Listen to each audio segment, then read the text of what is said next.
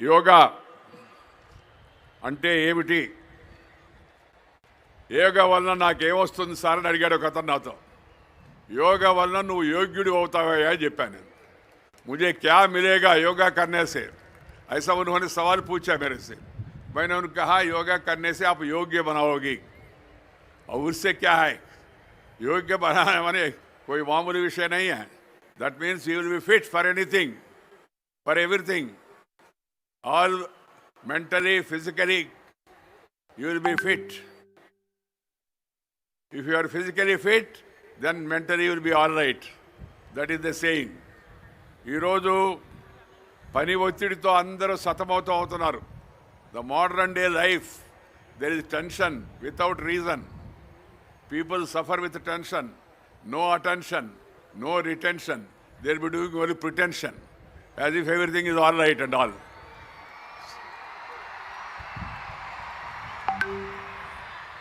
And in this particular juncture of the public life of not only India and also even Western countries more for that matter, yoga is the therapy, yoga is the medicine, yoga is the remedy for all the problems, and yoga will really help you, teach you how to be normal, how to be all right. Keeping that in mind, I would call upon the people to join this program in large number. And then this is not a one-day program. It's not a one-day event for a camera or for general public and all. Yoga should be part of your life. మన జీవితంలో యోగా ఒక భాగస్వామ్యం కావాలి. ప్రతి ఒక్కరు యోగా తయారు చేయాలి. యోగా చేసినందువల్ల అందరూ యోగ్యులుగా తయారై భారతదేశాన్ని మరింత శక్తివంతమైన దేశంగా ముందుకు వెళ్ళాలని చెప్పి నేను మనవి చేస్తూ ఉన్నాను. So it should be taken as a mission, not for commission, no remission, no omission, passion for the nation. Then have this mission of yoga. That is my advice to all the youngsters. ఒకే భూమి ఒకే ఆరోగ్యం కోసం యోగా అనే పేరుతో ప్రధానమంత్రి గారు ఇచ్చిన పిలుపుకి ఇవాళ దేశవ్యాప్తంగా కనీ విని ఎరుగని రీతిగా అన్ని రాష్ట్రాల్లో కూడా మనకు సన్నాహాలు మొదలైనవి. మన పక్కనున్న ఆంధ్రప్రదేశ్లో తెలుగు రాష్ట్రంలో మాన్యులు ప్రధానమంత్రి గారు రేపు వచ్చి ఆ యోగా డే కార్యక్రమాల్లో పాల్గొంటున్నారు. మనం ఒకరోజు ముందుగానే భాగ్యనగరంలో ఇక్కడ యోగా కార్యక్రమాన్ని వాళ్ళ ఒక రకమైన ఆ ఇంగ్లీషులు చెప్తుంటారు కదా, కట్టన్ రైజర్ అని, ముందుగా మనం ఈ కార్యక్రమాన్ని వాళ్ళు పెట్టుకున్నాం. సంతోషం. ఈరోజు ప్రజలందరూ శాంతితో ఆరోగ్యంతో ఉండాలనేదే మన యొక్క లక్ష్యం. ప్రపంచ ప్రజలందరూ, మనమే కాదు ప్రపంచ ప్రజలందరూ కూడా ఆరోగ్యంగా ఉండాలనేది మన లక్ష్యం. అందుకని ఈ సంకల్పాన్ని తీసుకొని మనం ముందుకు వెళ్ళాలి. యోగా అనే పదానికి మన పెద్దలు విస్తృత అర్థాన్ని చెప్పారు. యోగా అంటే ఇంద్రియాలను వశం చేసుకోవడం. యోగా అంటే మానసిక శక్తులను ఏకం చేయడం.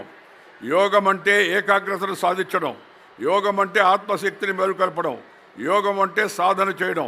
అంతిమంగా యోగం అంటే మానవత్వాన్ని సాధించడము. అది అంతిమ లక్ష్యం.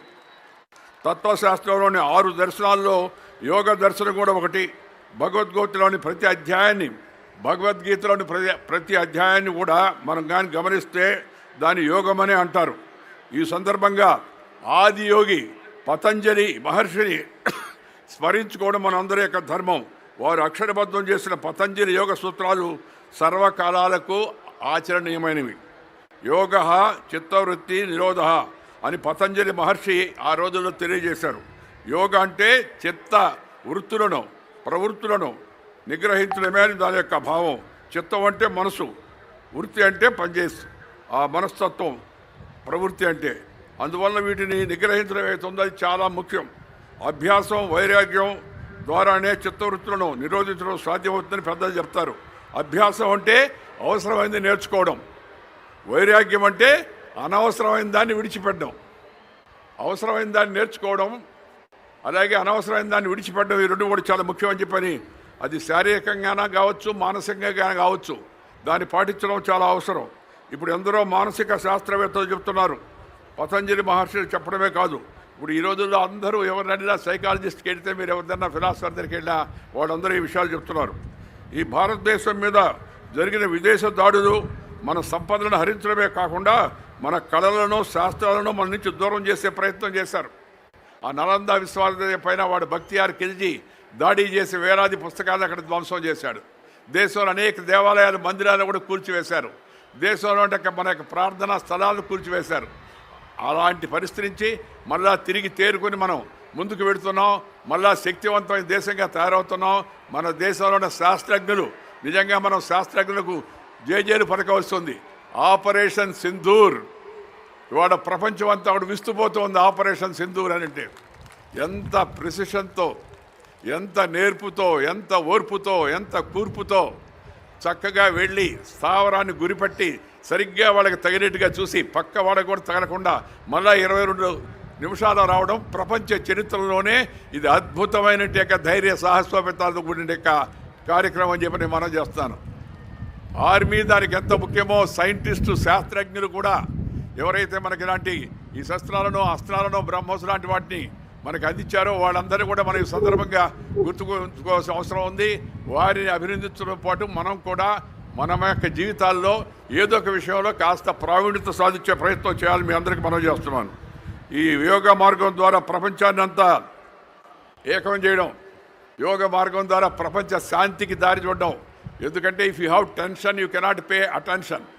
As I told you earlier, it will be only pretension and you will not have any retention of the ideas. That's why peace is the prerequisite for progress. Peace is the prerequisite for progress. For peace, mental peace, yoga is the best remedy, cheapest remedy. యోగాకు ఛార్జీ లేదు, యోగాకు మతము లేదు. కొంతమంది దాన్ని మతంతో ముడిపెట్టే ప్రయత్నం చేస్తుంటారు.